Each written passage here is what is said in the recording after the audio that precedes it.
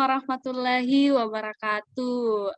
Selamat pagi semuanya, bertemu lagi kita pada hari ini dengan beberapa narasumber yang akan menemani saya untuk membahas mengenai topik implementasi nilai-nilai dasar berakhlak yang ada pada ASN. Sebelum kita masuk ke topik dulu, kita mungkin, berkenalan dulu dengan para narasumber kita pada hari ini. Ada Kak Suhaida, halo Kak. Halo semua, halo Mbak Reni. Ada Kak Okiananta, halo Kak. Halo Mbak Riani. Dan ada Kak Rahmat, halo Kak Rahmat. Halo Kak Riani. Dan ada Kak Farhan. Halo, selamat pagi. Oke. Eh, mengenai nilai-nilai berakhlak yang ada pada ASN itu berorientasi pada pelayanan, akuntabel, harmonis, kompeten, adaptif, dan kolaboratif. Menurut kakak-kakak para narasumber nih, nilai berakhlak ini ada diimplementasi pada yang menonjol pada instansi mana aja sih, gitu. Mungkin Kak, dimulai dari Kak Lulu. Iya, oke.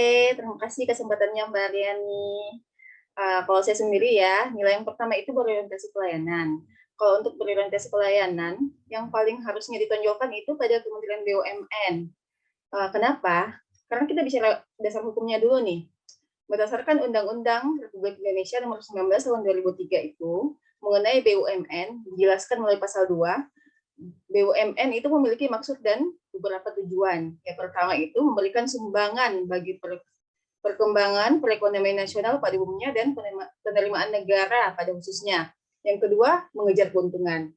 Yang ketiga, menyelenggarakan pemanfaatan umum berupa penyediaan barang dan atau jasa yang bermutu tinggi dan memadai. Yang keempat, menjadi perintis kegiatan-kegiatan usaha yang belum dapat dilaksanakan oleh sektor swasta. Yang kelima, yaitu turut aktif memberikan bimbingan dan bantuan kepada pengusaha golongan ekonomi lemah, koperasi, dan masyarakat. Dari tujuannya sendiri sudah jelas ya, secara garis besar itu BUMN adalah badan usaha milik negara yang merupakan salah satu kegiatan pelaku ekonomi dalam perekonomian nasional. Berdasarkan demokrasi ekonomi memiliki peranan penting dalam penyelenggaraan perekonomian nasional guna mewujudkan kesejahteraan masyarakat, sebagaimana dimandatkan oleh Undang-Undang Dasar 1945. Jadi kita garis bawahi di sini mewujudkan kesejahteraan masyarakat. Nah, untuk mewujudkan kesejahteraan inilah perlu dilakukan reformasi birokrasi. Jangan sampai BUMN melenceng dari tujuan awalnya. Dan sesuai program kerja 5 tahun, hal ini sudah diamanatkan oleh Presiden dan sedang dilaksanakan agar BUMN sebagai pelaku ekonomi milik negara bisa memaksimalkan pelayanan yang diharapkan, bahkan melebihi ekspektasi masyarakat. Sempat dijelaskan juga oleh Menteri BUMN, dalam hal ini Pak Erick Thohir ya, pembentukan Kementerian BUMN bukan untuk memperpanjang birokrasi, tetapi justru untuk membantu agar korporasi yang ada di bawahnya dapat sehat dan melayani masyarakat. Jadi di sini udah kelihatan banget ya kalau memang nilai yang harus wajib ditonjolkan oleh BUMN itu sendiri adalah pelayanan kepada masyarakat, bukan semata mengejar profit aja. Sekian Mbak Riani, mungkin ada lagi tanggapan. Oke, terima kasih Kak Lulu. Berarti Kak Lulu itu menyampaikan nilai berorientasi pelayanan yang ada pada BUMN. Kalau menurut Kak Rahmat sendiri nih, nilai berakhlak yang menonjol pada institusi tertentu tuh gimana Kak? Oke, makasih ya Kak Aryani. Di sini saya lebih mengambil nilai dari kolaboratif ya. Nah, di sini kolaborasi sendiri menjadi hal yang sangat penting di tengah tantangan global dan keadaan VUCA yang dihadapi saat ini. Jadi nilai kolaboratif sendiri untuk ASN ya merupakan bentuk kerjasama yang bersinergi gitu, yang mencakup kemitraan institusi pemerintah untuk pelayanan publik.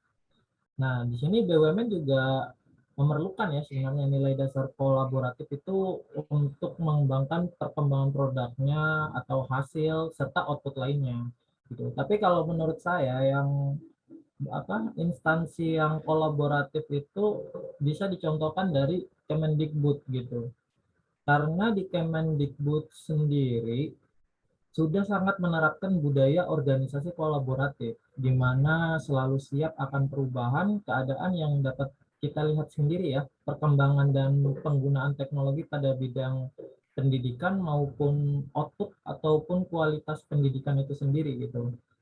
Nah, di sini Kemendikbud juga selalu menganggap individu atau staf yang terlibat dalam perkembangan pendidikan juga sebagai aset yang berharga.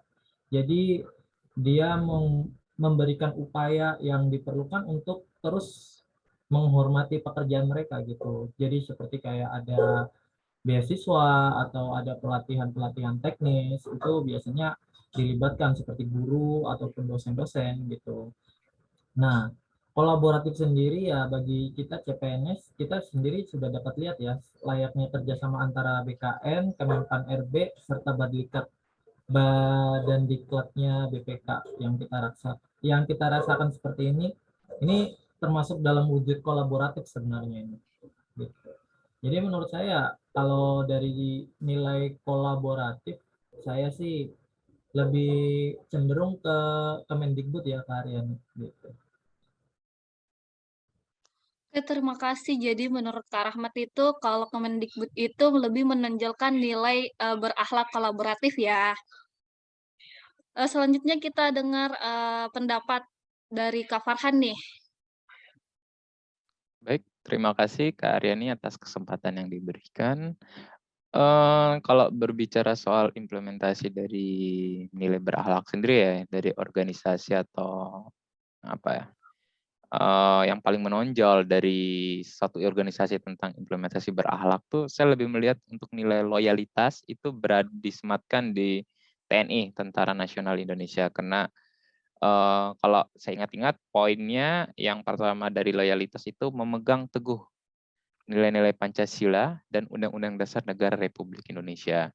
Karena TNI sendiri itu sebagai Tentara Nasional Indonesia yang berperan dalam menjaga di bidang pertahanan yang menjalankan tugasnya dan berdasarkan kebijakan dan keputusan politik negara. Jadi benar-benar arahannya dia tuh mengedepankan nilai sesuai dengan amanat Undang-Undang Dasar.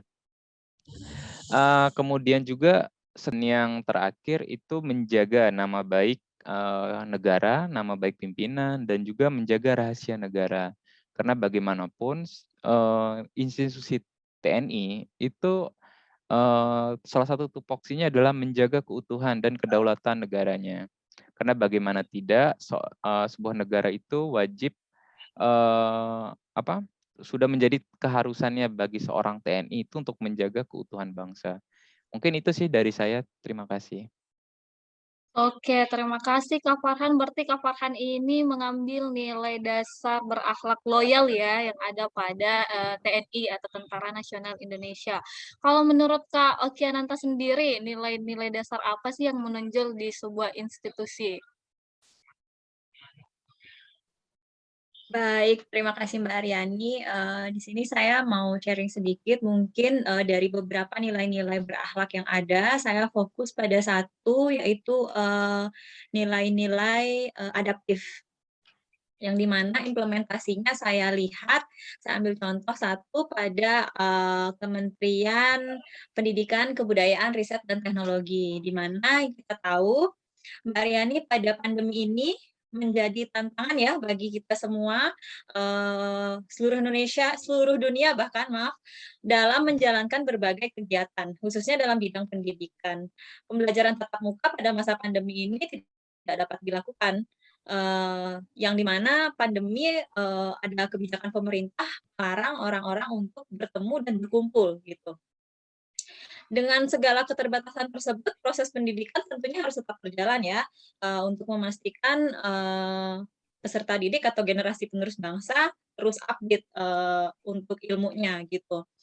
Jadi untuk memastikan tumbuh kembang peserta didik itu kita harus mencari cara nih, di mana pada masa yang sulit bertemu, tapi kita juga bisa memastikan kemampuan dari peserta didik itu tetap terpenuhi. Nah, salah satu mungkin alternatif yang diambil dari Kemendikbud sendiri adalah yaitu beradaptasi pada era pandemi ini, yang di mana dengan memanfaatkan teknologi digital menjadi salah satu pilihannya untuk tetap menjaga keberlangsungan proses belajar dan mengajar. Jadi, di mana yang sekarang proses perbedaannya dengan yang dulu gitu ya, Mbak, ya, proses pembelajaran yang sebelumnya dilakukan yang harus datang ke kelas, tatap muka secara langsung, bertemu dengan guru, itu saat ini sudah bisa dilakukan, melalui yang namanya pembelajaran jarak jauh, yang di mana dilakukan melalui media, yaitu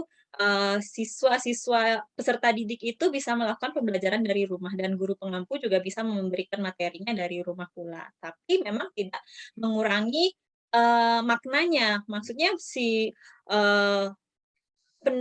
pengampu pendidik guru tersebut juga masih bisa tetap memantau peserta didiknya dengan cara memberikan tugas, mungkin melakukan komunikasi secara langsung walaupun tidak bertemu fisikal, tapi guru tetap bisa melihat aktivitas muridnya melalui media seperti ini, mungkin melalui Zoom atau Google Meet dan lain-lain. Itu sih mungkin salah satu yang memang contoh dari nilai-nilai dasar ASN yang diterapkan oleh Kemendikbud yang memang dilakukan pada pandemi seperti saat ini. Jadi memang nilai adaptif ini kalau memang kita mau tetap eksis gitu ya, tidak tertinggal, kita memang harus selalu menyesuaikan diri dengan perubahan yang terjadi. Gitu. Mungkin sekian Mbak Aryani, terima kasih atas waktunya. Oke, itulah tadi beberapa pendapat narasumber kita tentang implementasi nilai-nilai berakhlak yang paling menonjol di beberapa instansi yang sudah disebutkan. Nah, kalau misalkan nih nilai-nilai menonjol tersebut itu tidak di tidak ada dalam suatu institusi, itu akan berdampak seperti apa sih sebuah institusi itu, Kak? Gimana? Misalkan nih kayak yang Kak Farhan sudah sebutkan sebelumnya nih ya, kan di TNI itu yang paling menonjol itu loyalnya. Nah, kalau misalkan sikap nilai-nilai dasar loyal itu tidak ada dalam instansi TNI tersebut, bakal gimana nih Kak? Gimana menurut Kak Farhan? Baik, terima kasih Kak Aryani atas pertanyaannya.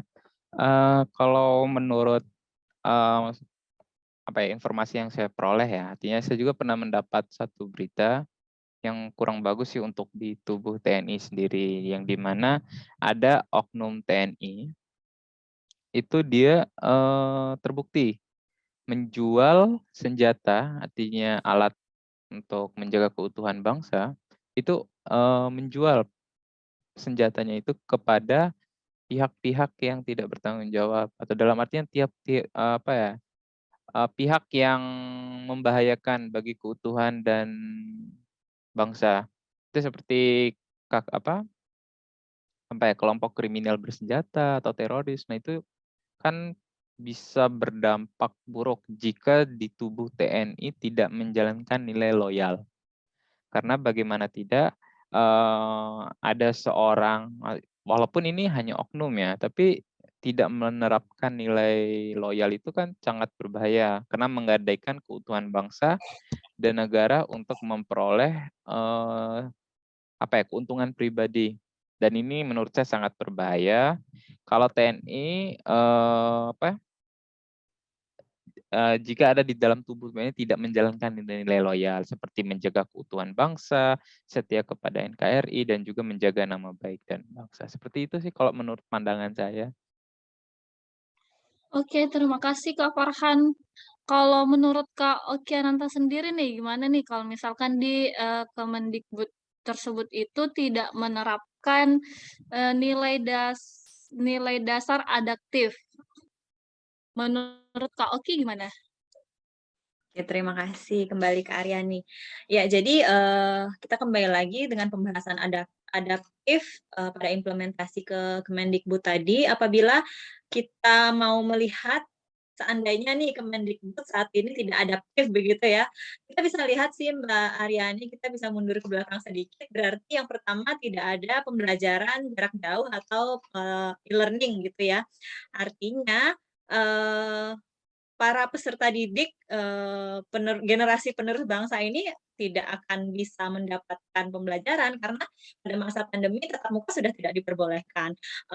Dari sisi pengembangan, proses pembelajaran tidak melakukan adaptasi ke, e-learning begitu. Artinya kan memang, terjadi satu kemunduran, para peserta didik ini tidak mendapatkan, proses pendidikannya, yang di mana nantinya sebagai generasi penerus bangsa ini tidak akan, mendapatkan pengetahuan untuk, sebagai nanti, generasi kita untuk, meneruskan, bagaimana perkembangan bangsa ini ya. Artinya kita akan mundur secara teratur sih Kak, perlahan-lahan kita akan mundur dan, tidak tidak nampak lagi, baik itu secara internasional maupun di nasional, gitu. Terima kasih.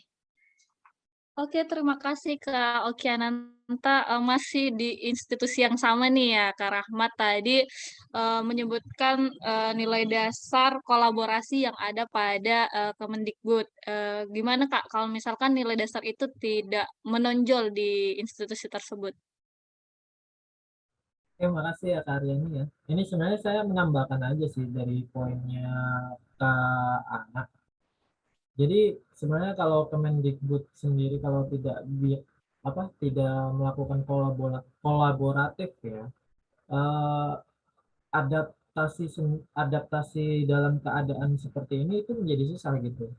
Jadi di mana keadaan ini menuntut kita untuk bisa saling bekerja sama dari segala elemen ya, termasuk dari Kemendikbud pastinya harus bisa nih gimana caranya sekolah dan pendidikan tetap berjalan di masa pandemi ini gitu.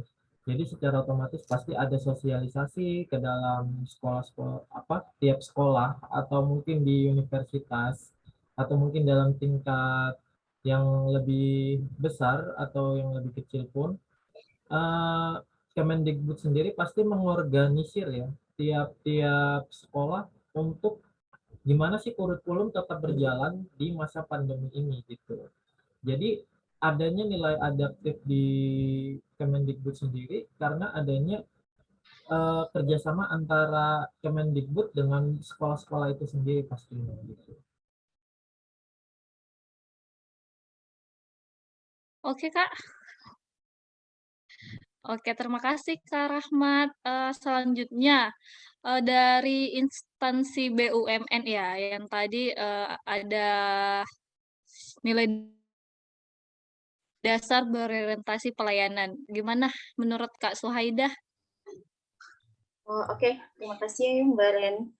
BUMN itu sendiri adalah badan usaha milik negara, di mana setiap badan usaha itu sebenarnya ada tujuan untuk mencapai profit ya. Di sini kita garis bawahi dulu mencapai profit. Tetapi karena BUMN ini sendiri dimiliki oleh pemerintah sebagai penyelenggara pemerintahan, maka perlu diingat tujuan utama pemerintahan itu mensejahterakan masyarakatnya.